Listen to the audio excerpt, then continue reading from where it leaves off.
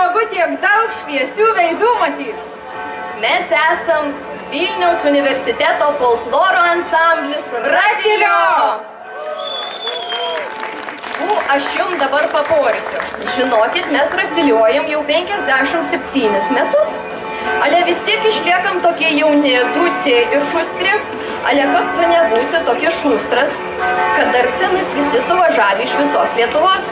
Kas iš Klaipėdos, kas iš Marijampolės, kas iš Kupiškio ar Švenčionių. Kas iš Druskininkų. Taip.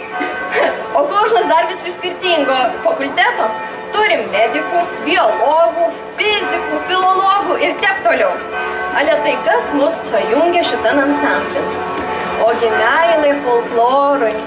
O žinai, Terese, kas man gražiausia ausiai? Aš spėju, kad tau gražiausia tas pat kaip ir man. Tiesa, kai per repeticijas girdžiu tokį tarmių margumyną. Širdis tiesiog sala. Ale nemyslikit, kad mes tik šnekam per tas repeticijas. Nugi daug ir dirbam, grainam, dainuojam, o kas tansavoja. Žodžiu, kožnas turim savo funkcijų ir be darbo tikrai neliekam. Ir tų naujų funkcijų dar prideda mūsų vadovas geras. Mūsų vadovas beje daktaras Vilius Marma, paplojam. Evija, va pavyzdžiui, šiandien pirmą sykį viešai veda renginį. Pažiūrėkit, kaip drąsiai jaučiasi.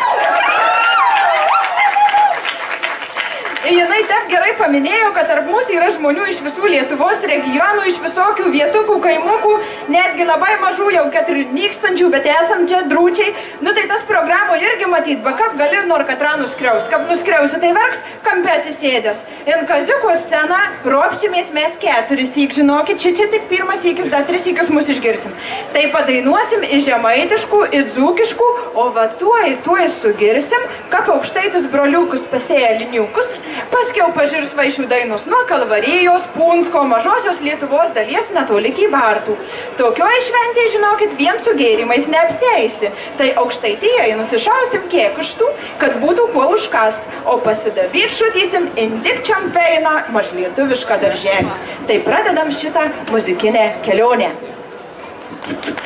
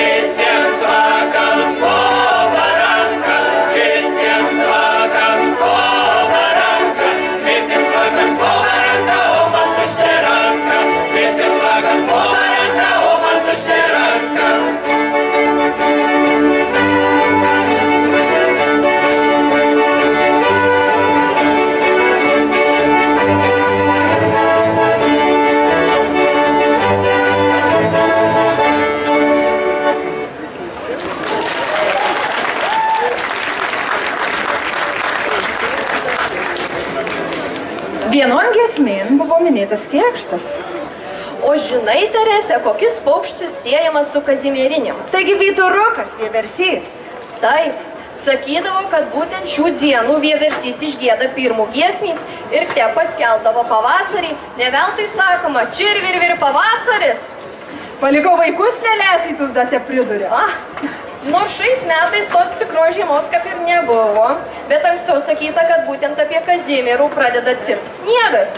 Tai nežinau, gal tas vieversys su savo magišku giesmė prišaukė šilumų. Kiba te pibus. Dar tokis įdomus reikalas. Ūkininkai šių dienų pirmų kartų po žiemos išlaisdavo gyvulius iš tvarto, norėdami, kad jie būtų sveikesni ir geriau augs. Tai visi ženklai rodo kokį tais išsilaisvinimu. O kada žmogus geriausiai išsilaisvina? Kiba tada, kap juda, kap šoka, kap tanciavoja, kap siunta. Tai žinokit, turim jums paruošę ir žemaiciškų, ir aukštaiciškų, ir iš mažosios Lietuvos šokių. Aš kaip Ratilio pumpurėlis, skaityk naujai atėjus, tai mislinau pasmesiu tarp šitiek šokių. Ale sužinojau, kad yra 3 pagrindiniai šokių tipai – polka, valsas ir fokstrotas. Ratiliokai storojos išlaikyti šokio piešinį, ale gerozu, nevaržom savį ir galim paimprovizuoti. Taigi tep, tai nieko nelaukia, pasiklausom pirmojo Praniaus fokstroto. Ir jūs gali drąsiai prisijungti šokt, pamatysit, kad ratiliokai šoka, tai drąsiai, drąsiai, drąsiai.